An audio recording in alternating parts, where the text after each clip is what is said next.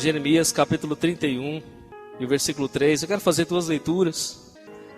Diz assim: há muito que o Senhor me apareceu dizendo: porquanto com amor eterno te amei, por isso com benignidade te atraí. Amém? Agora abra só a Bíblia em Lucas, no capítulo 24, versículo 34 em diante. Os quais diziam: ressuscitou verdadeiramente o Senhor e já apareceu a Simão. E lhes contaram o que lhes acontecera no caminho e como deles fora conhecido no partir do pão. E falando eles destas coisas, o mesmo Jesus se apresentou no meio deles e disse-lhes: paz seja convosco. Eles, espantados e atemorizados, pensavam que vinham algum espírito. E ele lhes disse: por que estáis perturbados? E por que sobem tais pensamentos em vossos corações? Vede as minhas mãos e os meus pés, que sou eu mesmo. Apalpai-me e vede, pois um espírito não tem carne nem ossos, como vedes que eu tenho. E dizendo isto, mostrou-lhe as mãos e os pés. Amém? Querido, vendo o testemunho dos irmãos nessa noite, e a gente compartilha de cada um, né, nas orações, aquilo que os irmãos têm colocado diante de Deus, nós sempre compartilhamos isso, porque nós sempre também oramos e fazemos parte desse testemunho, no que diz respeito à intercessão. E quando a gente vê, né, a resposta de Deus, a gente se alegra com isso. E nós precisamos cultivar mais essa prática de testemunhar diante de Deus e diante da igreja aqui. Quando você tiver um testemunho, não retenha, chegue no pastor, na pastora, fala: ó, pastor, tem um testemunho para me contar. E com certeza você vai ter oportunidade, né? Vendo os testemunhos, nós estamos vendo e crendo e sabendo que o Senhor está operando em nossas vidas, que Jesus não parou de operar, querido. A grande questão é a nossa fé, é o nosso coração diante de Deus, é não duvidarmos daquilo que Deus pode fazer. Deus manifesta em alguns com cura, né, em outros com um mantimento, em outros com uma porta aberta, em outros com uma promoção, e assim por diante. Deus vai operando no seio da igreja. O que importa é eu e você estarmos na presença de Deus, é eu e você estarmos na oração buscando a presença do Senhor Jesus.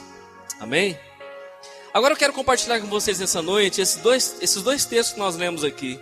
Jeremias vai dizer isso para o povo em um momento de muita revolta, em um momento de afastamento, né, onde o povo vivia debaixo da mão de Deus, mas da severa mão de Deus por causa da desobediência. O povo foi levado ao cativeiro e sofria nas garras, né, dos povos pagãos por causa da desobediência. O próprio Jeremias vai dizer que as misericórdias do Senhor são as causas de não sermos consumidos. Querido, o povo tinha ido para a escravidão, tinha ido para junto da nação estranha, e lá eles sofreram amargamente, né? E o povo estava tão desesperançado porque eles não viam um mover de Deus, não via nada acontecer da parte de Deus, mas por conta da sua própria falha, do seu próprio pecado. Jeremias vai dizer nas suas lamentações, um texto que nós conhecemos, não é? Que as misericórdias do Senhor são a causa de nós não sermos consumidos. Isso servia de alento ao coração do povo. Por mais que Deus não respondia, que Deus não movia, que Deus não agia por causa da culpa do povo, Jeremias vai trazer essa palavra: olha, ainda existe a misericórdia de Deus sobre as nossas vidas. As misericórdias de Deus não têm fim, elas se renovam a cada manhã. Todos os dias elas estão lá, todos os dias elas aparecem diante de nós. Há uma esperança, uma expectativa, porque Deus não parou de trabalhar. Deus continua movendo o seu braço a nosso respeito. Ainda que eu e você não estamos percebendo, Deus está trabalhando. Amém? E Jeremias vai dizer isso: há muito que o Senhor me apareceu dizendo: porquanto com amor eterno te amei, e por isso com benignidade, com bondade eu atraí você.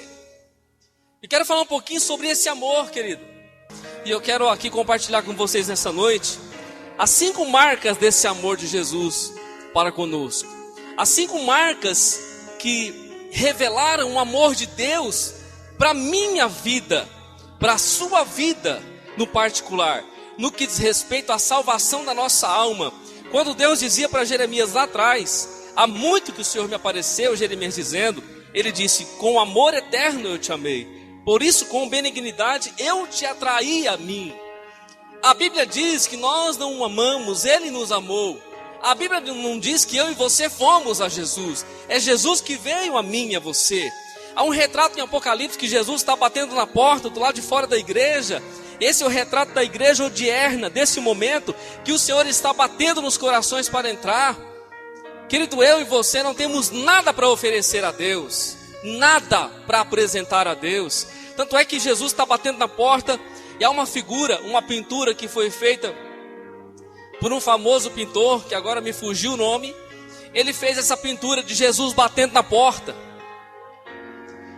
E a porta, por incrível que pareça, não tem maçaneta pelo lado de fora. E ele fez proposital essa pintura. A maçaneta só está para o lado de dentro. Ou seja, só abre a porta quem está para o lado de dentro. E Jesus está do lado de fora, batendo na porta, desejando entrar. Agora a Bíblia diz, o próprio Jesus dizendo, olha, se alguém ouvir a minha voz e abrir a porta, eu entrarei e cearei com ele e ele ceará comigo. Agora eu não tenho nada para apresentar a Deus, a não ser o meu próprio coração, a minha própria alma. Mas deixa eu falar para você, querido, a Bíblia diz que Deus apresentou tudo que Ele é, por causa de mim e de você. Deus entregou todo o seu amor, derramou toda a sua essência, por causa do homem. Deus não teve concessões e nem reservas consigo mesmo.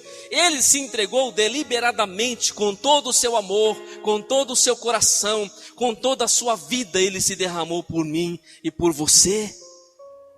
Por isso a Bíblia diz, porque Deus amou o mundo de tal maneira que deu o seu Filho. João, não sabendo se expressar de uma maneira mais profunda, e nem tem, ele diz, porque Deus amou o mundo de tal maneira, a ponto de dar o seu próprio Filho, o seu único Filho, para se entregar por mim e por você. Agora deixa eu falar para você, o amor de Deus, que não é um amor de palavras, mas é um amor de gestos, de atitude e de verdade, ele é palpável.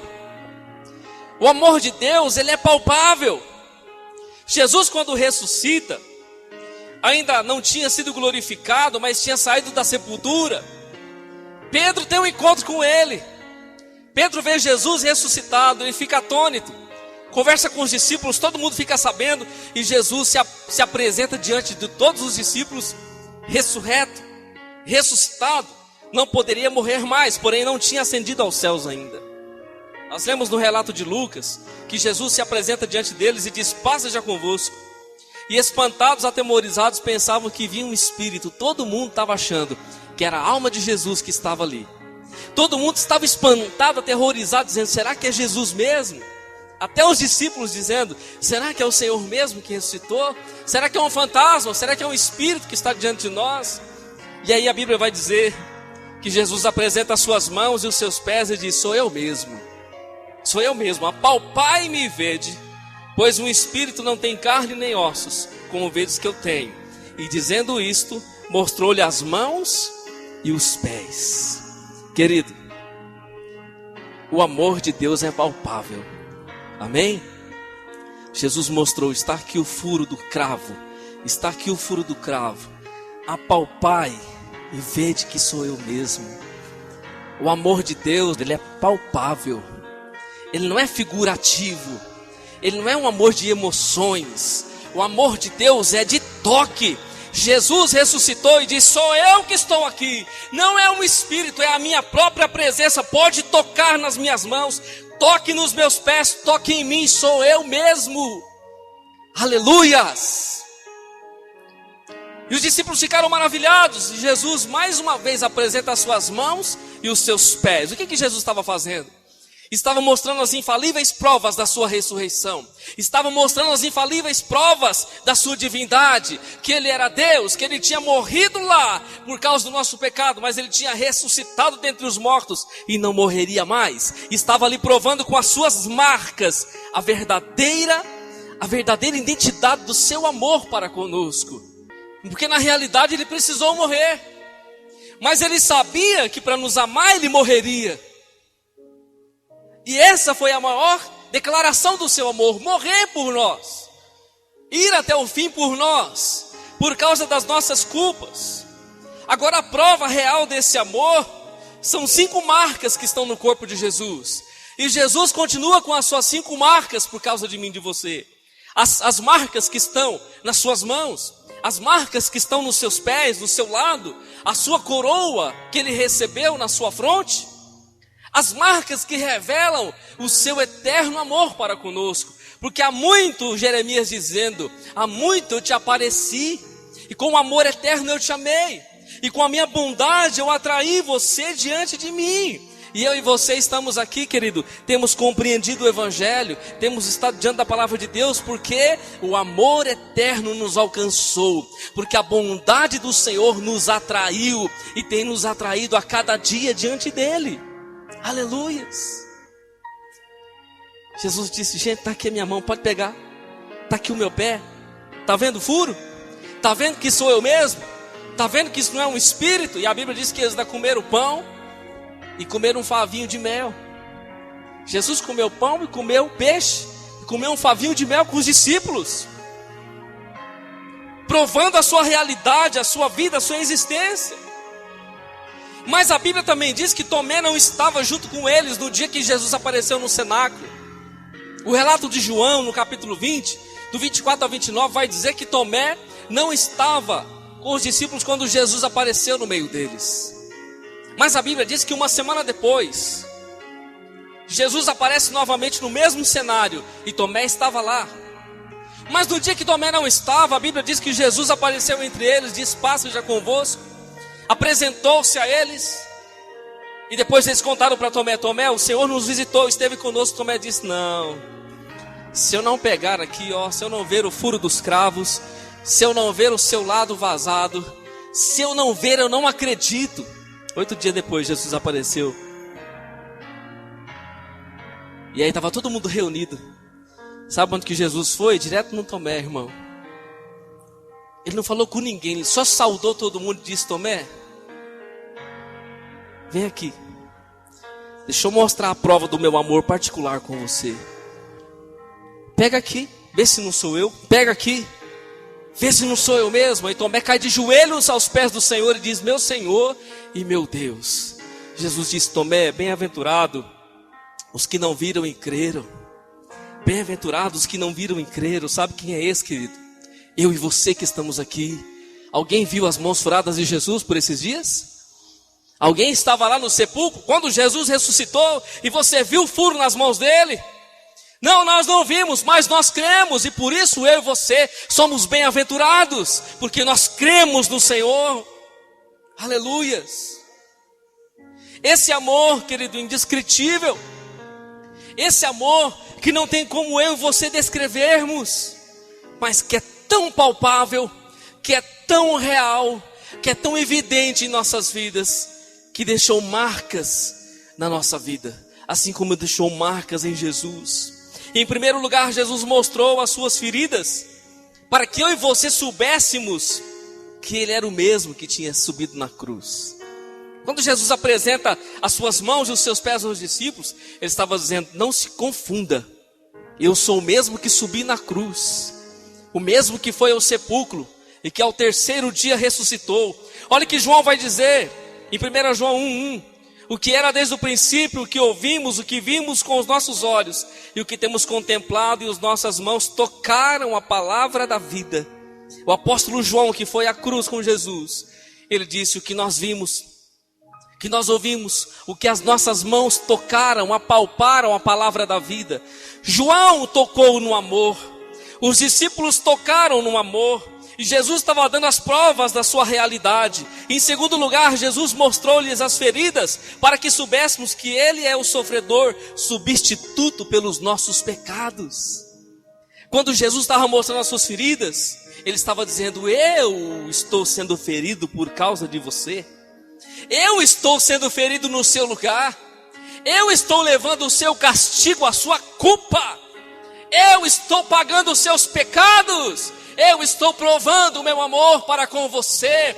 Eu entrei no seu lugar, tomei a sua dor, tomei o seu sofrimento, tomei a sua condenação, e eu morri na cruz por causa de você.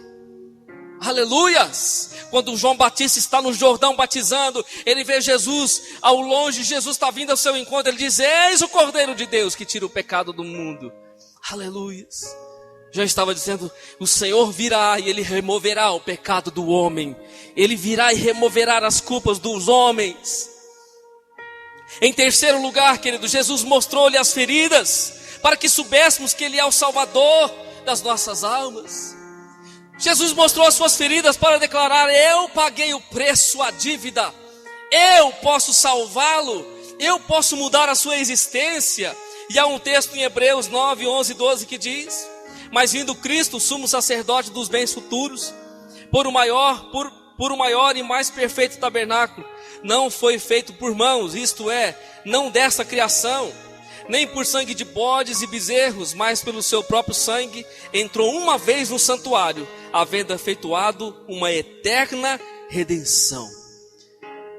O sacerdote entrava todo ano para pedir perdão aos pecados. Jesus entrou uma vez diante da presença de Deus, com a sua morte na cruz, e Ele efetuou uma eterna redenção, uma eterna salvação. Quando Jesus está mostrando as suas mãos aos discípulos, Ele está declarando: como sumo sacerdote, eu entrei na presença de Deus, eu ofereci o meu sangue puro carmesim, eu ofereci a minha vida por você. Essa é a declaração do meu amor, essa é a declaração da minha ternura, essa é a declaração e a prova da minha entrega, que eu paguei o preço pela sua alma. Em João 2,2 ele diz: Ele é a propiciação pelos nossos pecados, não somente pelos nossos, mas também pelos de todo mundo. E Jesus disse: eu sou o caminho, a verdade e a vida. Ninguém vai ao Pai? Ninguém vai ao Pai? Ninguém vem ao Pai. Jesus disse: ninguém vai. Ele não disse isso, ele disse: ninguém vem, porque o Pai estava nele. Jesus disse: eu sou o caminho, a verdade e a vida. Ninguém vem ao Pai a não ser por mim. Não há outro caminho. Ele estava dizendo: eu morri por você, eu me coloquei naquele lugar mostrando para você as feridas.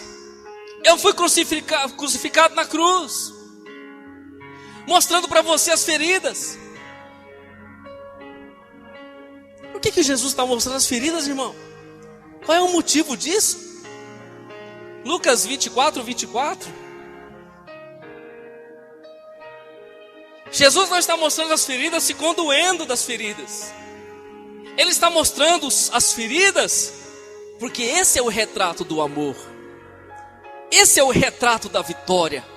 Esse é o retrato da redenção, da salvação, do perdão, da glória eterna. Quando Jesus mostra as feridas, Ele não está dizendo: ai, tem dó de mim, tadinho, não. Ele está dizendo: olha, eu estou assim por causa de você. Sabe, querido, as nossas vidas marcaram a vida de Jesus. As nossas vidas marcaram a vida de Jesus.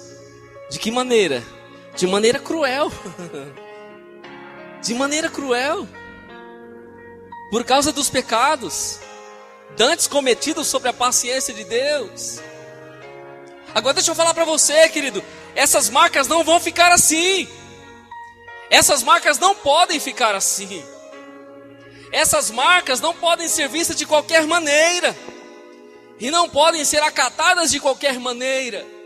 Essas marcas não são meras marcas, são marcas de amor, são marcas de justiça, são marcas de perdão, são marcas de graça, do favor de Deus, da manifestação da glória de Deus. Essas marcas não podem ficar assim diante das nossas vidas.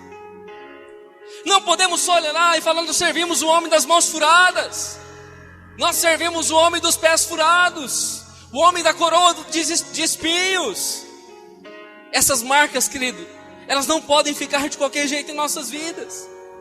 Ou seja, nós não podemos viver de qualquer jeito diante dessas marcas, porque são marcas de amor. São marcas de amor.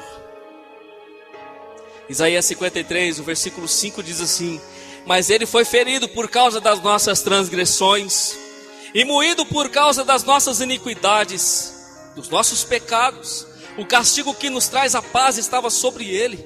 E pelas suas pisaduras, os seus sofrimentos, as suas angústias, pelas suas dores nós fomos sarados. Por isso lhe darei parte de... Agora o versículo 12. Por isso lhe darei a parte de muitos, e com os poderosos repartirá ele o seu despojo. Porquanto derramou a sua alma na morte, e foi contado com os transgressores. Mas ele levou sobre si o pecado de muitos, e intercedeu pelos transgressores. Jesus levou o pecado de todos, querido, e ainda intercedeu pelos transgressores. Estava recebendo marcas no seu próprio corpo, que ele não merecia receber. Estava recebendo dores no seu próprio corpo, que ele não merecia receber. Quando você olha para um assassino, e aquele assassino talvez ele é executado sumariamente, ou talvez ele é condenado à pena de morte, de repente nos Estados Unidos, onde uma nação que a lei é mais severa. Ele está sendo condenado à pena de morte porque ele foi um criminoso cruel. Ele está pagando por causa do seu crime, por causa da sua maldade, porque ele tirou vidas, ele não poderia tirar as vidas. Mas quando eu e você olhamos para Jesus na cruz, estava no meio de dois homens crucificados. Jesus não estava pagando pelos seus crimes, porque não havia nele crime algum, não havia nele maldade alguma, não havia nele nada que o pudesse condenar. Ele estava lá, querido, sendo marcado por causa de mim e de você, recebendo as marcas por causa de mim e de você, e ao mesmo tempo ele estava demonstrando o seu amor, amor eterno, amor eterno. Paulo vai dizer para Timóteo: esta é a palavra fiel e digna de toda aceitação, que Cristo veio ao mundo para salvar os pecadores, dos quais eu sou o principal. Paulo, quando escreve para Timóteo, vai dizer: Cristo veio ao mundo para salvar o pecador. Zacarias, ele vai dizer assim, no capítulo 12, versículo 10: mas sobre a casa de Davi e sobre os habitantes de Jerusalém derramarei o espírito de graça e de súplica, e olharão para mim, e quem o transpassaram, e prantearão sobre ele com quem pranteia pelo filho unigênito, e chorarão amargamente por ele, como se chora amargamente pelo primogênito. Romanos 5,8 diz: mas Deus prova o seu amor para conosco, em que Cristo morreu por nós, sendo nós ainda pecadores. Deus prova o seu amor, o amor palpável, o amor de toque, o amor de verdade. Às vezes nós falamos da paixão de Jesus, porque o amor, querido, dá a ideia de algo mais maduro. A paixão é algo do fogo, algo do momento, algo do calor. A paixão pode ser que ela perdure um pouco, mas depois ela acaba. A paixão dura no momento, naqueles momentos de expressão, naqueles momentos de vontade, naqueles momentos de alegria. Mas o amor, ele é maduro, ele dura mais. Por isso, quando nós olhamos Jesus nos evangelhos, você vai ver um Jesus apaixonado. Pere, mas não leve a paixão para o lado da carne, querido. Você vai ver um Jesus eternamente apaixonado pelo homem. E quando Jesus está caminhando de aldeia em aldeia, Jerusalém, Jericó, está passando pelas cidades, está pregando o reino de Deus, Jesus essencialmente não veio para curar ninguém. Jesus veio para anunciar o reino dos céus e levar os homens ao arrependimento dos seus pecados. Mas Jesus está entrando em Naim, querido, com a caravana da alegria, com seus discípulos, e ele está de cara com um cortejo de morte. Está lá a viúva levando o seu filho para fora da cidade, que Naim tinha apenas uma porta de entrada e saída. A história diz isso, né? Que Naim tinha apenas uma porta de entrada e saída, e era um local íngreme. Então Jesus ia entrando e deu de cara com um cortejo. A viúva vinha vindo com as pessoas e o seu filho no caixão. A Bíblia diz que Jesus tendo compaixão daquela mulher, ele toca sobre o esquife, sobre o caixão, e diz ao jovem para que ele se levantasse. Ele estava morto, querido. Na mesma hora ele se levanta diante da voz de Jesus. Diante da voz de Jesus ele se coloca de pé. Sabe por quê? Porque Jesus tinha paixão. Jesus tinha paixão eterna. Essa paixão está ligada ao coração dos aflitos, dos feridos. A paixão que Jesus tinha era compaixão.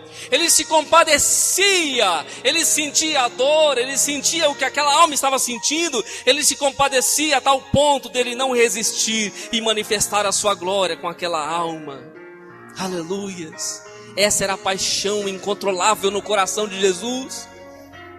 As pessoas chegavam diante dele. Bartimeu chegou e gritou e disse: eu quero ver, Senhor. Jesus disse: então pode ver. Jairo foi atrás dele e disse: Senhor, a minha filha está doente. Depois Jairo ficou sabendo que a filha tinha morrido. Jesus vai lá e ressuscita a filha do homem, do Jairo. A mulher do fluxo de sangue está no meio do caminho. Jesus está indo para a casa de Jairo. A mulher toca nele e o seu fluxo acaba. Por 12 anos sofria. Jesus entra na sinagoga. A Bíblia diz que havia uma mulher por 12 anos encurvada com um espírito de enfermidade. E era um sábado. Os fariseus estavam olhando para Jesus se ele curaria ou não no sábado para pegá-lo. Jesus disse: pode uma filha de Abraão ficar 12 anos com uma enfermidade? E Jesus cura aquela mulher há 12 anos estava atrofiada, rendida, não conseguia olhar para cima para adorar a Deus, estava dentro da igreja, mas Jesus, o dono da igreja, quando ele chegou, ele disse: seja curada. E ela se levantou, e ela começou a olhar para cima, e ela começou a adorar ao Deus que vive. Aleluias, porque Jesus tinha compaixão. Compaixão. Sabe, querido, às vezes falta em mim e você compaixão. Falta em nós compaixão muitas vezes. Charles Spurgeon disse o seguinte: Spurgeon disse: aquelas mãos abertas e aquele lado traspassado serão testemunhas contra vós. Sim, mesmo contra vós, se morrerdes rejeitando e entrados na eternidade em inimizade com Cristo por ímpias obras. O mesmo Spurgeon disse ao pobre pecador, quando pregava os seus sermãos, dizendo assim: estás atemorizado de vir a Jesus? Então olha para as suas mãos. Olha para as suas mãos. Não irá isso induzir-te? Olha para o seu lado. Há um acesso fácil ao seu coração. Seu lado está aberto. Seu lado está aberto para você. Se tu seja ajudado a crer as suas feridas, elas não podem falhar. As feridas de Cristo irão curar aqueles que colocarem nele a sua confiança, porque são feridas de amor, são marcas de amor. Aleluias. Marcas de amor, entrega. Deixa eu perguntar para você, amado: Jesus já marcou a sua vida? Paulo vai dizer aos Gálatas assim, depois de tanta pregação do Evangelho, de tanto ensino, estabelecendo igreja aqui, estabelecendo igreja ali, de repente ele fica sabendo que os Gálatas estão se desviando da verdade. E ele vai lá severamente, novamente, expõe o Evangelho, e no final da sua carta ele vai dizer assim: de agora em diante ninguém me inquiete mais, ninguém me amole mais, por favor, ninguém me inquiete mais, porque eu já tenho no meu corpo as marcas do Senhor Jesus Cristo. Aleluias. Marcas do Senhor, querido. Marcas na vida do cristão, daquele que serve a Deus, porque ele provou o seu amor foi provado. Ele diz: desde agora ninguém me inquiete mais, porque eu trago no meu corpo, eu trago na minha vida as marcas do Senhor Jesus. O mesmo Paulo vai dizer: eu já estou crucificado com Cristo, e vivo não mais eu, mas Cristo vive em mim. E a vida que eu vivo agora, na carne, nesse corpo, eu vivo pela fé no Filho de Deus, o qual me amou e se entregou a si mesmo por mim. Ele vai dizer mais, ele diz: mais longe esteja de mim gloriar-me, a não ser na cruz do nosso Senhor Jesus Cristo, pelo qual o mundo está crucificado para mim e eu para o mundo. Amor sem marca não é amor. Por que eu falo isso? Pelo retrato da cruz. Porque amor sem marca não é amor. Simplesmente dizer eu te amo, Jesus, isso não é declaração. Isso não retrata amor. Eu te amo, Senhor. Isso não retrata amor. Ah, pastor, mas a boca fala que o coração está cheio. Sim. Só que a evidência do amor são as marcas. E as marcas falam de um compromisso, fala de uma caminhada, fala de uma vida em Deus. Vendo os testemunhos aqui, isso são marcas, querido, na nossa vida com o Senhor. Talvez um momento de escassez na nossa vida, e nós vemos, Senhor, tem misericórdia da nossa vida, a providência chega. Talvez um momento da enfermidade, da dor em nossas vidas, nós dizemos, Senhor, agora só o Senhor, a cura do Senhor chega. Isso são marcas de caminhada com esse amor, querido, com a presença de Jesus. Nós temos que ter contato com essas marcas, amém? Porque foram essas feridas que nos sararam, foram essas feridas que nos perdoaram, foram essas feridas que abriram a porta do céu para mim e para você. Deixa eu falar um pouquinho sobre cada uma dessas marcas. Nós fomos afetados por uma mudança radical. Pelo menos deveríamos, cada cristão, ser afetado radicalmente por uma mudança. Porque quando somos crucificados, querido, tudo é crucificado. Quando Jesus foi para a cruz, não foi só o pé não, nem a mão, foi ele todo na cruz. E quando eu e você somos crucificados com Cristo, é tudo que vai ser crucificado, da cabeça aos pés, da alma ao espírito, do espírito à alma. Tudo vai para a cruz. Não pode só ir o meu corpo para a cruz e a minha alma e o meu espírito não. Não pode ir só no meu corpo para a cruz, mas a minha vontade não. Os meus desejos não. Não pode ir só ir o meu corpo para a cruz, mas os meus planos não. Tudo deve ser crucificado com Cristo, querido. Tudo deve ser crucificado com Cristo. A vontade, o orgulho, as paixões, os caprichos, o nosso eu, os argumentos. Agora existem muitos crucificados sem Cristo. E o exemplo está na Bíblia. 2 ladrões, um da direita e um da esquerda, crucificados sem Jesus, por causa das suas próprias culpas. Mas havia Jesus no meio, sem culpa nenhuma. Aleluias. Crucificado com Jesus significa arrependimento, salvação, perdão, marcas de uma vida de quem vai entrar na eternidade e contemplar a face do Deus Todo-Poderoso. Marcas de quem compreendeu o Evangelho e recebeu a salvação como sentença eterna na sua alma e imutável, porque Jesus nos salvou. Quando eles colocaram a coroa de espinhos na cabeça de Jesus, querendo fazer dele rei, mas escarnecendo da sua santidade, da sua realeza. Aquela coroa de espinho, querido, era para minha e para sua cabeça. Sabe para quê?